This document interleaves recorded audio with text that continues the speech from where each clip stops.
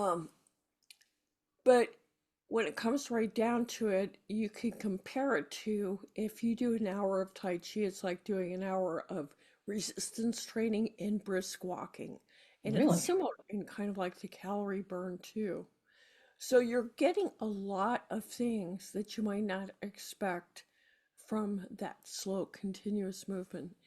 And a lot of times people will call Tai Chi moving meditation, and if in Harvard Medical calls it moving medication because it is so good for so many things.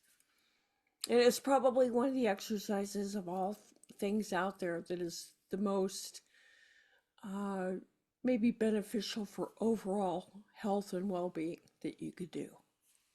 Wow, I didn't know that it had such a profound effect on the body.